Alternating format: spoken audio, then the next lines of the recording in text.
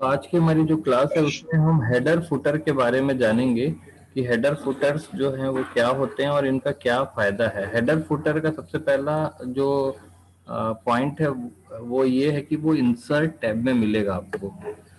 Insert tab में आपको header footer वाले ऑप्शंस मिलेंगे और हेडर फुटर में बेसिकली तीन तरीके के आपको ऑप्शंस दिख रहे हैं। एक है हेडर, दूसरा है फुटर और तीसरा है पेज नंबर। इन तीनों को हम आज समझते हैं।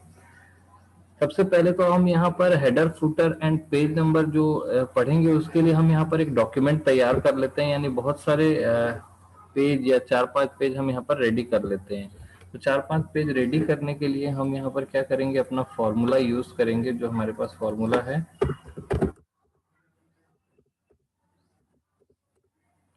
इस तरीके से मैंने ये फॉर्मूला लगाया।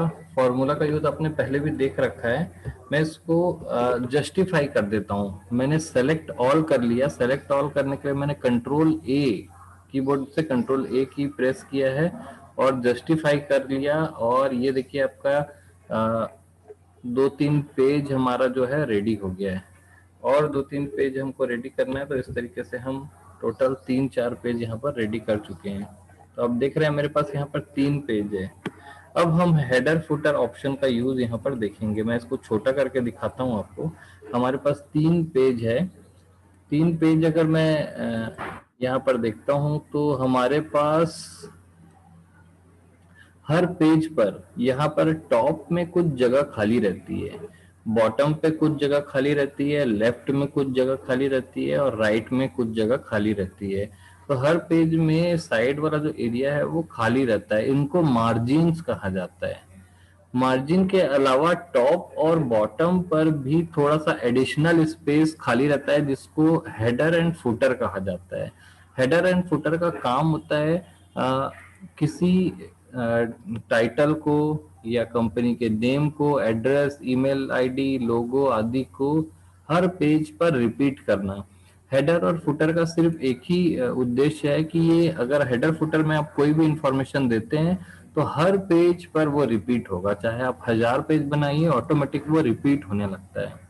तो इसका मैं एक एग्जांपल दिखाता हूँ। मैं पहला पेज यहाँ पर ओपन करता हूँ और यहाँ पर हेडर वाले ऑप्शन में जाएंगे। हमको पहले से पता है, यहाँ पर एरो वाले में जाएंगे तो हमको पहले से बने बनाए कुछ बिल्ट इन हेडर हम मिलेंगे। जैसे एक ब्लैंक हेडर है, उसके बाद आपको दिखेगा ब्लैंक 3 कॉलम हेडर, अल्फाबेट्स, या फिर आप अपने मन से कुछ और हेडर भी ऐड कर सकते हैं। क्लियर है? तो एडिट हेडर में जा करके आप खुद से भी ऐड कर सकते हैं। तो यहाँ पर फिलहाल मैं ये वाला हेडर जो है इसको ऐड करता हूँ। ये जो थर्ड वाला ऑप्शन दिख रहा है इस पे जैसे ही मैं क्लिक करूंगा, देखिए हेडर जो है एक्टिव हो जाएगा।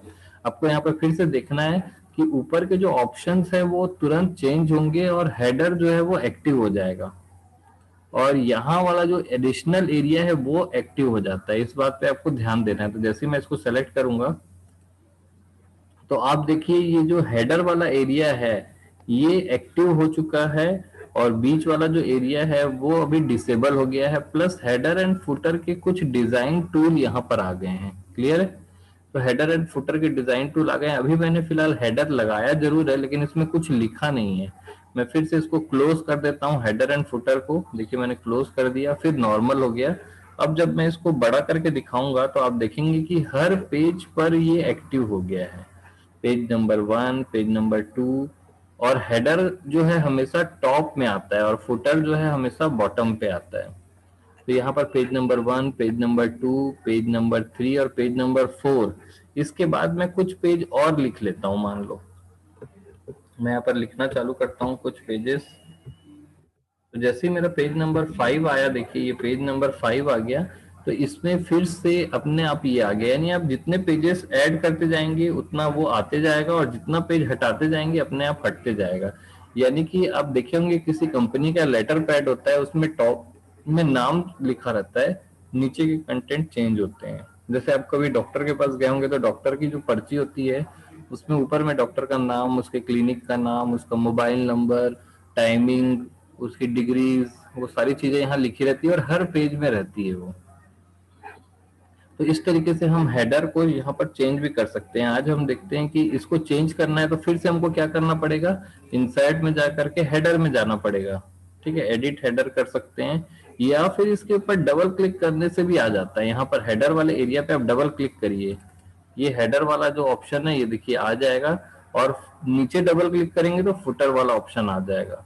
तो यहाँ पर लिखा हुआ है टाइटल ऑफ द डॉक्यूमेंट, तो मैं यहाँ पर कुछ टाइटल दे देता हूँ। जैसे मैंने यहाँ पर लिखा साई कॉलेज,